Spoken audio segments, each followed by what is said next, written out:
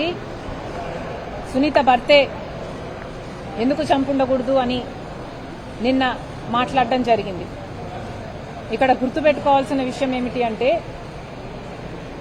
హత్య జరిగిన రోజున 7 గంటల నుంచి వివేకానందరెడ్డి ఇది గుండెపోటు అని ప్రచారం చేసింది సాక్షి, అంటే జగన్మోహన్ రెడ్డి గారు.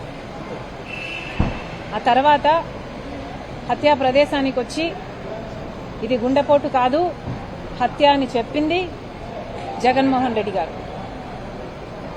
ఆ తర్వాత ఇది తెలుగుదేశం వాళ్ళు చేపించింది అని చెప్పింది జగన్మోహన్ రెడ్డి గారు.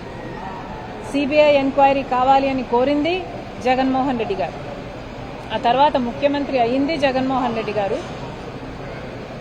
ఆ తర్వాత సిబిఐ ఎంక్వైరీ అవసరం లేదు అని చెప్పింది జగన్మోహన్ రెడ్డి గారు. నేను వేసే సిట్టు సరిపోతుంది అని చెప్పింది జగన్మోహన్ రెడ్డి గారు. ఈ ఎంక్వైరీ సరిగ్గా జరగటం లేదు అంటే, లేదు అవినాష్ని దీంట్లో మనం ఇరికిస్తే అవినాష్ని దీంట్లో వేలు పెట్టి చూపిస్తే అవినాష్ నన్ను వదిలేసి బీజేపీ పార్టీలో చేరిపోతాడు అని చెప్పింది జగన్మోహన్ రెడ్డి గారు. ఆఖరికి సునీత ఎంత బ్రతిమిలాడినా సిబిఐకి ఒప్పుకోకపోవడంతో తను విభేదించి చాలా మనసు కష్టం చేసుకుని గుండె భారంతో ఒక్కతే బయటికి వెళ్లి సిబిఐని ఎంక్వైరీ కోసం కోరడం జరిగింది. కోర్టుకు వెళ్ళింది. ఆ తర్వాత సిబిఐ ఎంక్వైరీ కూడా ఆదేశించింది కోర్టు. మరి సిబిఐ ఎంక్వైరీ జరిగింది. ఎంక్వైరీలో అన్ని ఆధారాలు అన్ని ఎవిడెన్సులు ఉన్నాయి అని అవినాష్ని ఛార్జ్షీట్లో చేర్చడము జరిగింది. మరి నిజంగానే హత్యలో అవినాష్ రెడ్డి పాత్ర లేదు, సునీత భర్త రాజశేఖర్ది ఉంది అంటే మరి సిబిఐకి ఆ ఆధారాలు ఎందుకు దొరకలేదు? సిబిఐ అన్ని ఆధారాలు అవినాష్ మీదనే ఎందుకు సేకరించింది? ఎందుకంటే నిందితుడు అవినాష్ అని సిబిఐ కూడా అర్థమైంది కాబట్టి. అంతెందుకు జగన్మోహన్ రెడ్డి గారు 5 సంవత్సరాలు ముఖ్యమంత్రిగా ఉన్నారు.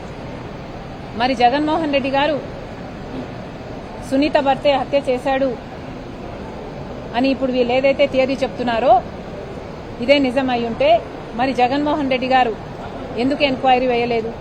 ఎందుకు సాక్ష్యాలు సేకరించలేదు? సునీత భర్తే హత్య చేశాడు అని ఒక్క సాక్ష్యమైనా ఎందుకు బయట పెట్టలేదు? లేదా చిన్నాయన వేరే ఫ్యామిలీ హత్య చేశారు అని ఒక్క సాక్ష్యమైనా ఎందుకు బయట పెట్టలేదు?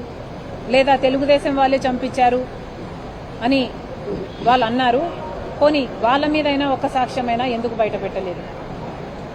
మీకు అధికారం 5 సంవత్సరాలు ఉంది, మీ చేతుల్లో పవర్ ఉంది, మీ చేతుల్లో పోలీసులు ఉన్నారు, ఎంక్వైరీ సిస్టమ్స్ ఉన్నాయి.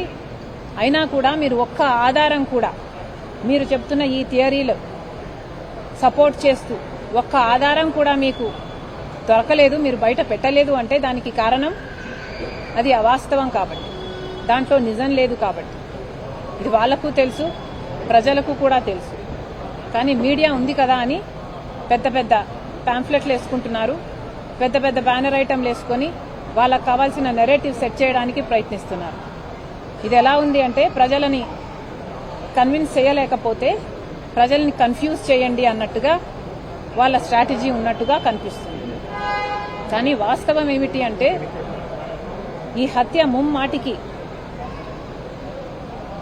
కడప ఎంపీ టికెట్ విషయంగానే జరిగింది. ఇంత ఖచ్చితంగా ఎందుకు చెప్పగలుగుతున్నామంటే చిన్నాన వివేకానందరెడ్డి గారు నా దగ్గరికి, నా ఇంటికి వచ్చి దాదాపు 2 గంటల పాటు ఈ విషయం నాతో చర్చించడం జరిగింది. కడప ఎంపీ టికెట్కు అవినాష్ కరెక్ట్ కాదు అన్న విషయం వివేకానందరెడ్డి గారు గట్టిగా నమ్మారు. అదే జగన్మోహన్ రెడ్డి గారితో సహా అందరికీ చెప్పారు కూడా. అయినా కూడా జగన్మోహన్ రెడ్డి గారు అవినాష్కే టికెట్ ఇచ్చారు. ఇచ్చిన తర్వాత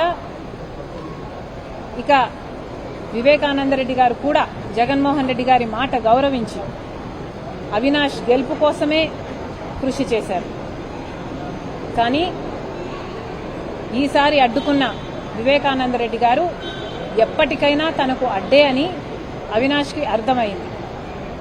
ఈ అడ్డును తొలగించుకోకపోతే ఎప్పటికైనా అవినాష్కు ఇబ్బందే అని అవినాష్కి వాళ్ళ తండ్రికి అర్థమైంది. కాబట్టే ఈ హత్య జరిగింది. ఇవేవీ తెలియనట్టుగా, ఇదేది నిజము కానట్టుగా ఇప్పుడు సునీత భర్తే హత్య చేయించాడు, సునీతే వాళ్ళ నాన్న గుండెపోటుతో చనిపోయాడు అన్న వార్తను సృష్టించింది ఆర్ పుట్టించింది. సునీత చంద్రబాబు గారి కోసం పనిచేస్తుంది అని ఈ మాటలన్నీ కూడా మిమ్మల్ని మీరు రక్షించుకోవడానికి చేస్తున్న ప్రయత్నంగా కనిపిస్తున్నాయి తప్పితే మిమ్మల్ని నిర్దోషులుగా చూపించటం లేదు. ఈ రోజు వరకు కూడా సునీతకు ప్రాణహాని ఉంది అని తెలిసి కూడా సునీత ధైర్యంగా మహిళ అయినా ఒంటరిగా ఈ పోరాటం చేస్తుంది. న్యాయం కోసం, తన తండ్రి మరణం వెనుక ఉన్న నిజం కోసం అలుపెరగకుండా ఇంత పోరాటం చేస్తుందే. కనీసం అన్నగా జగన్మోహన్ రెడ్డి గారికి వీసంత కనికరమైనా లేదా? మీ మనస్సాక్షిని అడగండి, నిజమేదో. అసలు సునీత, చిన్నమ్మ బాధితులు కాదా? మరి వాళ్ళకు చూపించాల్సింది కనికరం కాదా?